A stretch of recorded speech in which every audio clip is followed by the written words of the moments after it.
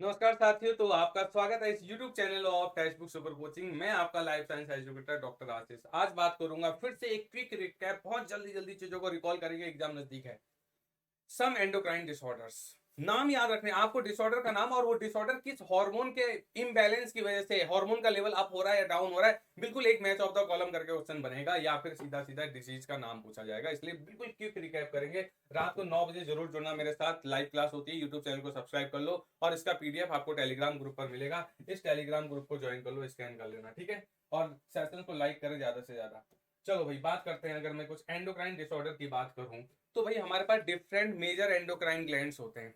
तो different major endocrine glands होते हैं, तो उससे रिलेटेड अगर मैं सबसे पहले बात करूं सिमोन्स डिजीज की, जिसको आप पिट्यूटरी, आपका कैचेक्सिया भी बोलोगे, तो आप यहाँ पर कंडीशन क्या हो रही है, आप देखो हमारे ब्रेन पर पिट्यूटरी ग्लैंड होता है। उस पिट्यूटरी ग्लैंड पे दो लोब होते हैं, एंटीरियर लोब और आपका एक पोस्टीरियर लोब। तो जब मैं सिमोन्स डिजीज की बात करूंगा, तो ये सिंड्रोम किसके साथ एसोसिएटेड है? ये एसोसिएटेड है आपका एक्सोशन ऑफ द हाइपोफाइसिस। भाई पिट्यूटरी ग्लैंड को हाइपोफाइसिस भी बोलते हैं। तो आप बोलोगे द डिस्ट्रक्शन में B caused by एम्बोलिक infarction tumour. यहाँ पर हो क्या रहा है? यहाँ पर हो रहा है आपका एंटीरियर पिट्यूटरी में कहीं ना कहीं डिस्ट्रक्शन। एंटीरियर पिट्यूटरी पर फंक्शन आपका का जो फंक्शन है वो डाउन हो रहा है, उससे चीजें अफेक्ट हो रही हैं। तो इसीलिए लिखा हुआ है डिस्ट्रक्शन और physiological exhaustion of the hypophysis, खासकर एंटीरियर पोर्शन, एंटीरियर पिट्यूटरी में डिस्ट्रक्शन हो रहा है, जिसकी वजह से उससे आने वाले हार्मोन से रिलेटेड चीजें आपकी अफेक्ट होने लग जाएंगी। और ये डिस्ट्रक्शन किस वजह से हो सकता है? बहुत सारे कॉज हो सकते हैं, जैसे आपका मेटास्टैटिक एब्सिसिस हो सकता है, ट्यूबरकुलोसिस हो सकता है, सिफिलिस हो सकता है, ट्यूमर हो सकता है, इन्फ्लेमेशन हो सकता है और एम्बोलिक इन्फेक्शन हो सकता है। ये सारी चीजें हो सकती हैं। तो नाम याद रखेंगे क्या? Simmons disease. दूसरा है हमारे पास एक्रोमेगेली। भाई जब हम एंटीरियर पिट्यूटरी से ही ग्रोथ हार्मोन की बात करते हैं, तो ग्रोथ हार्मोन से रिलेटेड है ये आपका। भाई यहाँ पर क्या हो रहा है? यहाँ पर आपका मच ग्रोथ हार्मोन ज्यादा आ रहा है। कब? During adulthood. एक्रोमेगेली में ए आता है और एडल्टहुड में भी ए आता है। भाई ग्रोथ हार्मोन अगर चाइल्डहुड में ज्यादा हो जाएगा तो एकदम हाइट बढ़ जाएगी, नॉर्मल से ज्यादा हो जाएगी। लेकिन हाइट हमको पता है, नॉर्मल हाइट हमारी प्यूबर्टी तक ही बढ़ती है, उसके बाद ये हाइट स्टेबल हो जाएगी। लेकिन अगर एडल्टहुड में अगर आपका ग्रोथ हार्मोन बढ़ेगा, तो उससे क्या होगा? आपका एक एबनॉर्मल स्ट्रक्चर, थोड़े थोड़े एबनॉर्मल ग्रोथ होने लग जाएगी, जबड़ा बाहर को तरफ आ जाएगा, कंधे चौड़े होने लग जाएंगे। इस तरह से आपकी चीजें होंगी, उसको आप बोलोगे क्या? एक्रोमेगैली। तो acromegaly, growth hormone excess during adulthood. भाई ऐसा भी तो हो सकता था कि ग्रोथ हार्मोन का लेवल चाइल्डहुड में बढ़ जाएगा, तो उसके लिए भी एक डिसऑर्डर होगा। उसको आप क्या बोलोगे? उसको आप जब बोलोगे जाइगेंटिज्म, या कुछ लोग इसको गिगेंटिज्म भी प्रोनाउंस करते हैं, आपकी मर्जी है। यहां पर ग्रोथ हार्मोन बढ़ेगा, ग्रोथ हार्मोन यहां पर भी बढ़ेगा, लेकिन कंडीशन ये है कि यहां पर ग्रोथ हार्मोन एक्सेस हो रहा है, वो ड्यूरिंग चाइल्डहुड हो रहा है। कब हो रहा है? वो ड्यूरिंग चाइल्डहुड। तो ध्यान रखना, इससे पहले एक्रोमेगेली था, अभी आपका जिगेंटिज्म है। इसके बाद अगर हम बात करें, क्विक रिकैप चल रहा है भाई, इसके बाद है आपके पास लेरोन सिंड्रोम, या इसको आप बोलते हैं प्राइमरी जीएच इनसेंसिटिविटी। अब मैं आपको बताऊं कि भाई हम ग्रोथ हार्मोन पढ़ चुके हैं। ग्रोथ हार्मोन हमको पता है, ग्रोथ हार्मोन अपने एक सेल सरफेस रिसेप्टर से अपना एक्शन देता है। और मैं आपको यह भी बता चुका हूं कि हमेशा हार्मोन और रिसेप्टर के बीच में बैलेंस होना बहुत जरूरी है। केवल अकेला हार्मोन होने से कुछ नहीं होगा, अकेला रिसेप्टर होने से कुछ नहीं होगा। हार्मोन रिसेप्टर कॉम्प्लेक्स का बनना जरूरी है, उसके बाद आगे का जो भी फिजियोलॉजिकल रिस्पॉन्स है वो जनरेट होगा। यहां पर क्या हो रहा है एक्चुअल में? लेरोन सिंड्रोम में ग्रोथ हार्मोन रिसेप्टर इनसेंसिटिविटी हो जा रही है। और ये एक और लो भाई, आपको एक ऑटोसोमल रिसेसिव डिसऑर्डर का भी नाम, एक और ऑटोसोमल रिसेसिव डिसऑर्डर मिल गया आपको। क्या हो गया? लेरोन syndrome, caused by mutations in the growth hormone receptor gene leading to growth hormone resistance in dwarfism। Growth hormone अपने रिसेप्टर से बाइंड नहीं कर पा रहा है, क्योंकि रिसेप्टर इनसेंसिटिविटी हो रही है। तो ये एक ऑटोसोमल रिसेसिव डिसऑर्डर है, ठीक है। इसके साथ क्या हो रहा है यहाँ पर? अगर आप याद करो स्पेसिफिकली, यहाँ पर अगर मैं बात करूं, तो मैंने आपको बताया था ग्रोथ हार्मोन का डायरेक्ट एक्शन भी आता है और ग्रोथ हार्मोन का इनडायरेक्ट एक्शन भी आता है। जब ग्रोथ हार्मोन इनडायरेक्ट एक्शन करता है, तो ये लीवर पर एक्ट करता है, लीवर पर जाके बाइंड करेगा, और तब यहां से आपका इंसुलिन लाइक ग्रोथ फैक्टर 1 का रिलीज होता है, और यहां से आपके ग्रोथ रिलेटेड फंक्शन स्टार्ट हो जाते हैं, ग्रोथ रिलेटेड फंक्शंस स्टार्ट होते हैं। इंसुलिन लाइक ग्रोथ फैक्टर 1, जिसको आप सोमेटोमेडिन भी बोलते हो। अब आप देखो, ये तो तब प्रोड्यूस होगा ना जब लीवर पर ग्रोथ हार्मोन का एक्शन होगा। लेकिन क्योंकि ग्रोथ हार्मोन रिसेप्टर इंसेंसिटिविटी है, तो ये रिसेप्टर काम नहीं कर पा रहा है।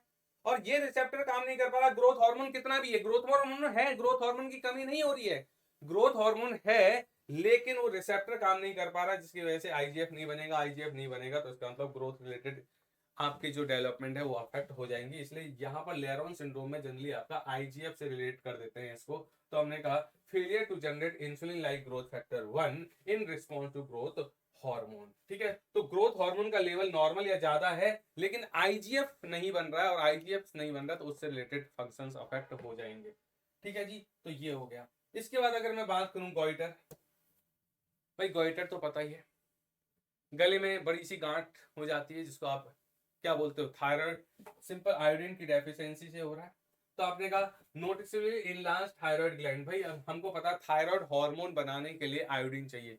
डाइट में आयोडीन की कमी है तो कहीं ना कहीं क्या होने लग जाएगा, proper thyroid gland thyroid hormone नहीं बना पाएगा, लेकिन उसको कॉन्टिन्यूस स्टिमुलेशन मिलेगा टीएसएच की तरफ से, तो साइज हमारा इनलार्ज होने लग जाएगा। तो ये आपका क्या है, गॉइटर है। तो इस तरह से आप देख रहे हो गले में बड़ी सी गांठ, ये आपका गॉइटर है, आयोडीन की डेफिशिएंसी से है। ठीक है, उसके बाद अगर मैं बात करूं, अगला जो हम पढ़ते हैं हाशीमोटो डिजीज है। हाशीमोटो डिजीज आपको पता है एक ऑटो इम्यून डिसऑर्डर होता है, और यहाँ पर हाइपोथायरॉयडिज्म कॉज होता है। एक ऐसा ऑटो इम्यून डिसऑर्डर जिससे हमारा T3 T4 का लेवल क्या हो रहा है, कम हो जा रहा है। इसको आप बोलते हो हाशीमोटो डिजीज। इसका अपोजिट होता है आपका ग्रेव्स डिजीज, वो भी एक ऑटो इम्यून डिसऑर्डर है। ग्रेव्स डिजीज का अपोजिट हो जाएगा।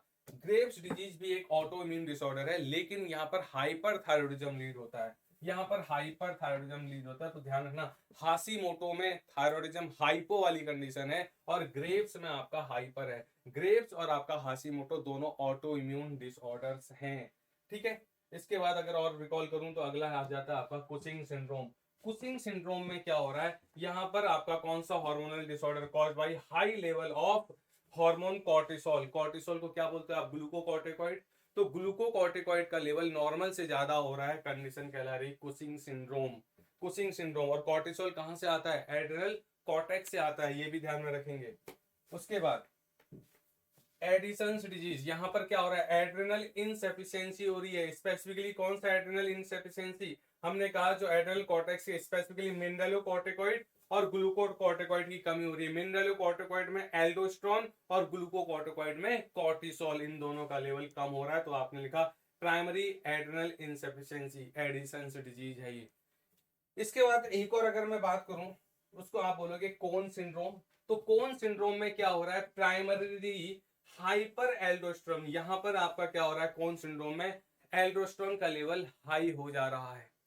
तो आपको क्या करना है, मैं आपको इसलिए रिकैप करा रहा हूं क्योंकि एक तरफ आपको डिजीज के नाम और वो डिजीज किस हार्मोन से एसोसिएटेड है और किस ग्लैंड से एसोसिएटेड हो जाएंगे, ये क्वेश्चन एक बहुत फ्रिक्वेंटली बन जाता है। तो इतना आप लोग मेरे साथ जरूर टच में रहना। इस तरह से आप ये कुछ नाम मैंने आपको रिकॉल कराए हैं, होपफुली ये नाम आपके दिमाग में एग्जाम तक सेट रहेंगे।